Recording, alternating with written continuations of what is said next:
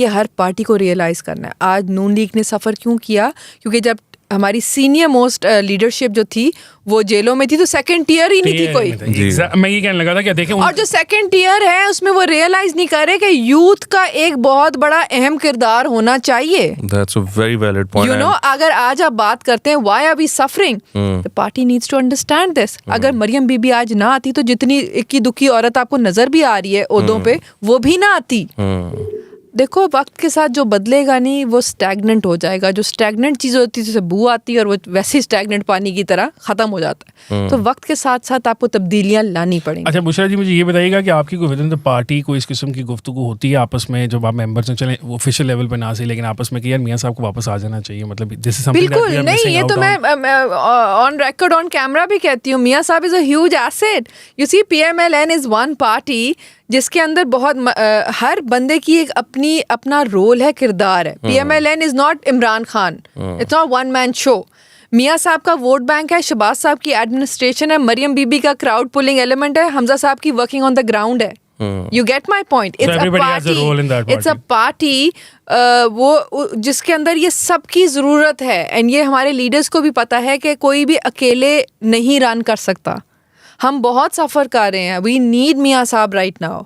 और वही बात है ना कि लेकिन आप मुझे खुद बताएं कि जो जिस किस्म की कितनी तकलीफ़ की बात है कि आपने एक बंदे को निकाल दिया एक अकामा के ऊपर और आज जो वो सारे तमाशे देख रहे हैं और घर बैठे आपको वो पेशियों पे ना जाने की भी ज़रूरत नहीं पड़ रही और पता नहीं व्हाट कार्टून वो सर पे क्या पहन के बैटमैन बन के वो जा रहे हैं।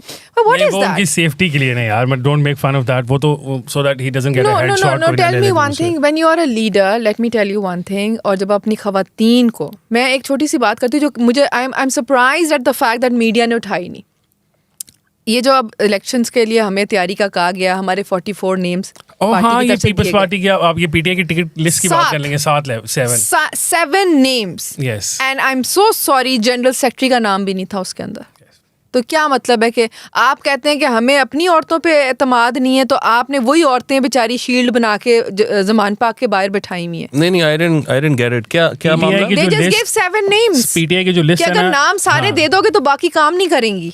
Basically you know, because they can add names later on ना। अगर वो 7 से ज़्यादा सीटें जीत जाते हैं तो इलेक्शन कमीशन का जो है हर रिजर्व पे उनके पास इख्तियार है कि वो बाद में भी एडिशन कर सकते हैं। और ये भी इन्होंने legislation by the way law लेके आए थे, पहले नहीं था और इसके ऊपर सबकी रिजर्वेशंस खवातीन की थी। Because you see these reserve seats are one जो बाद में बहुत ज़्यादा खवातीन को बेचारियों को यू नो फाइनेंशली भी और अदरवाइज भी बहुत हरासमेंट के चांसेस होते हैं, ठीक है ना, क्योंकि इनके कोई अगर रूल्स एंड वो नहीं है। लेकिन अगर पार्टी पहले ही दे देती है, sorry, if you are so confident about your women and you know that your party workers will work as well irrespective, लेकिन अगर आप में इतना कॉन्फिडेंस नहीं है तो देन दिस शोज कि आपका पार्टी में फेथ कितना। बेसिकली उन्होंने कहा ना 7 बंदों के नाम दे देते हैं जो कंफर्म है, बाकी को देंगे तो ये आपस में लड़ पड़ेंगे, जिसका नाम नहीं आएगा वो पार्टी के लिए काम नहीं करने आया करेगी। और ये बात छोटी नहीं है, ये वो आप लीडर की बात कर रहे हैं जो जान निसार जिसके वोटर्स हैं, जो पागल है अवाम।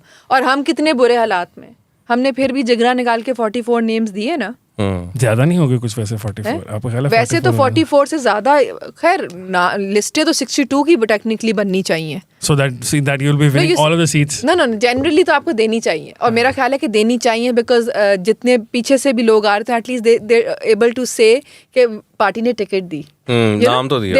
They feel that okay they acknowledged us. But इस चीज़ को किसी ने हाईलाइट नहीं किया। अगर पीटीआई इतनी कॉन्फिडेंट है अपने वोट बैंक को, अपने वर्कर्स को लेके, उनके सेंटिमेंट्स को लेके कि वो टिकट के पीछे पागल नहीं है, मियाँ साहब वो इमरान खान के वो जो एक वो है उसके साथ हैं, कॉज के साथ हैं, तो फिर क्या डर पड़ा था? अच्छा, well you raise the point, you have the platform, you have done that. अब हसन भाई होने क्या जा रहा है? अब आपके जो फेडरल के जो मामलात हैं, मैं आपको बताऊं कि अब जो पीडीएम की गवर्नमेंट है, they only have 2 choices now. One is that they'll sit down with Imran Khan or they'll negotiate a one date for general and provincial elections. Other option, और अगर ऐसा ये करते हैं तो सुप्रीम कोर्ट पीछे हो जाएगी, और अगर ये ऐसा नहीं करते हैं तो ये जो है ये कंटेम्प्ट में फारिग होंगे, और फिर आप नई गवर्नमेंट बनाते हो या मतलब नया वज़ीर आज़म लेकर आते हो, या फिर आप इलेक्शंस की तरफ जाते हो। तो either way it's not really a win-win for PMLN or It's never been a win-win for PMLN in the last नहीं, मेरा ख्याल है 5-6 मैं years. एक लास्ट यहाँ पे बात कर लूँ विन की नहीं बात। लास्ट क्यों कर रही हैं आप, वो तो हमारा काम है ये कहना लास्ट बात। जी वो मैं कहता होता हूँ कि बस अब काम खत्म हो गया, प्रोग्राम मैं पहले सॉरी मैं गोल्डन वर्ड्स कर रही हूँ ना, फिर उसके बाद कुछ कहने की, you just want to highlight के I just want कि लास्ट में बात करूँ और उसके बाद ये खत्म Mic हो। drop. Mic drop. So basically what I'm trying to say is कि बात विन की नहीं है। मेरा ख्याल है PMLN is a mature party और ये ईगोइस्टिक वॉर जो चल रही है वो किसी का बड़ापन, मुल्क का देख के हालात, अगर वो निगोशिएशन करके किसी एक डेट पे भी आते हैं तो मेरा ख्याल है ये कोई ये PMLN के लिए it's a plus for PMLN, because ये बचकाना हरकतें हो रही हैं जो हो रही हैं, असेंबलियाँ टूट जाना, तोड़ देना बगैर किसी रैशनल के, एक लाइन परवेज़ लाइन लिख देनी। मेरा ख्याल है कि ये PMLN will be remembered as that party जिसने बड़ापन दिखाया, जिसने मैच्योरिटी दिखाई और एक टेबल पे लेके आए। नहीं लेकिन उसमें मसला ये है ना कि आप शुरू हुए थे इमरान को गिरफ्तार करने से, अब हालात ये हैं कि मजबूरी बन गई हुई है इमरान के साथ ना टेबल पे बैठना, बिकॉज उसने अपनी जो बैकिंग शो की है वो ज़बरदस्त है ना, कि मैं ये कहता होता हूँ कि ये एक पैरेलल एस्टैब्लिशमेंट है जो उसने खड़ी की है। उसने दिखाया है कि मेरे साथ भी लोग हैं, वो चाहे जुडिशरी में हो, चाहे रिटायर्ड आर्मी ऑफिसर बट हो। इमरान खान ने यही 4 साल जो दूसरे ओहदों का इस्तेमाल किया था इंस्टीट्यूशंस का, आज वही उसके अगेंस्ट खड़े हैं। तो जो उसकी तबीयत और नेचर है और मेच्योरिटी है, इंशाल्लाह अगले 4 साल में ये जुडिशरी ही इसके आमने सामने आती नहीं लेकिन वो 4 साल के लिए जुडिशरी के उसके खिलाफ सामने आने के लिए 4 साल भी नहीं चाहिए, 4 महीने की बात है ये तो। नहीं लेकिन वो इंस्टीट्यूशन इमरान के खिलाफ नहीं खड़े ना। It's very important to highlight that कि जो फौज है, जो एस्टैब्लिशमेंट है, वो बिल्कुल इमरान के खिलाफ नहीं खड़े और वो बिल्कुल PDM के साथ नहीं खड़े। This is extremely important. ये जो कल पार्लियामेंट में हुआ है, लोग कह रहे हैं जी उन्होंने मैसेज दे दिया, ये वो, अगर उन्होंने मैसेज देना हो ना तो उनको पार्लियामेंट जाने की जरूरत नहीं है, व्हाट्सएप भेज दें। वो मतलब बड़े तरीके हैं मैसेज देने के। So the problem here is कि जो हमारी कन्वेंशनल एस्टैब्लिशमेंट है वो अपना जो न्यूट्रल का जो नारा है या जो कन्विक्शन है ना वो उस पर कायम है, and that is the problem for PMLN, because वो ये चाहते हैं या ये सोचते हैं कि आप जो है अपना किरदार अदा करें, जो आपने जिन बनाया है उसको बोतल में भी वापस डालें। वो कहते हैं हमने सारी मामला ये किया है कि हम न्यूट्रल रहना चाहते हैं तो हम ये नहीं करेंगे।